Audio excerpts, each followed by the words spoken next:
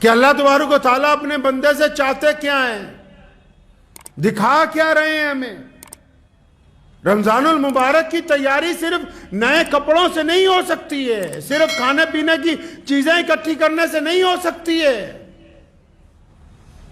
اس کی تیاری کے لیے پہلے دل کے کرکٹ کو صاف کرنا ہوگا۔ دل کے اندر جو میل ہے، بغض ہے، دل کے اندر کینہ ہے۔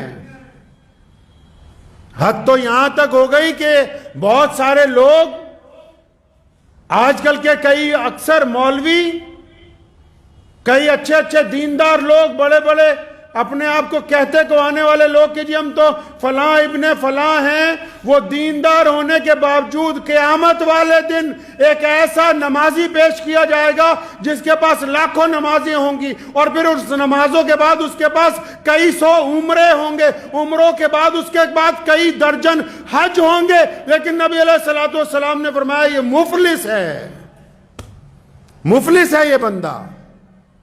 مفلس کیوں ہے جی؟ مفلس کیوں ہے؟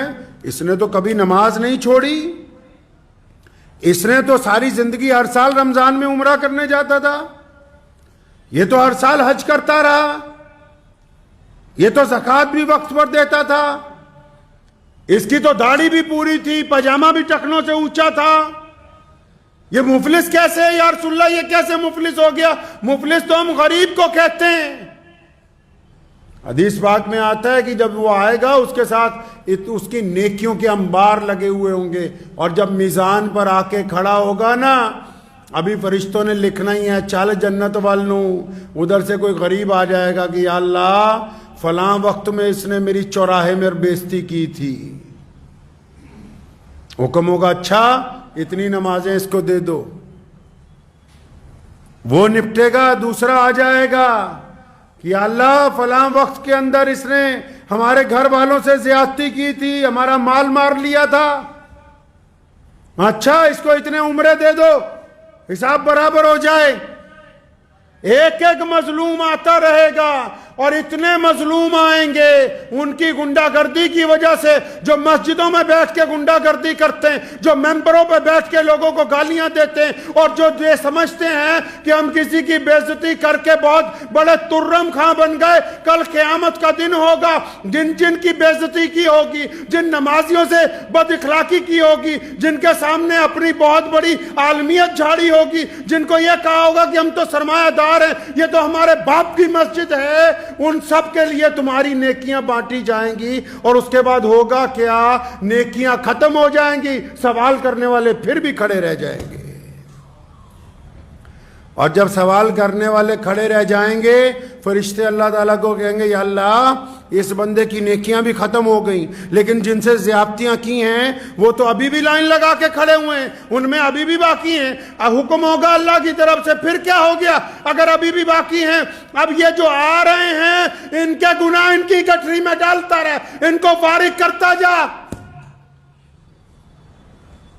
نیکیوں کا انبار لے کے جو شخص آئے گا اپنی بد اخلاقی کی وجہ سے، اپنی گنڈا گردی کی وجہ سے، اپنی بد زبانی کی وجہ سے، لوگوں کا دل توڑنے کی وجہ سے، حرام مال کھانے کی وجہ سے نیکیاں بھی بڑھ جائیں گی، اور پھر بھی جن سے زیادتی کی ہوگی ان کے سارے گناہ اس کے سر پر لاد کے جہنم کے اندر بھیجا جائے گا۔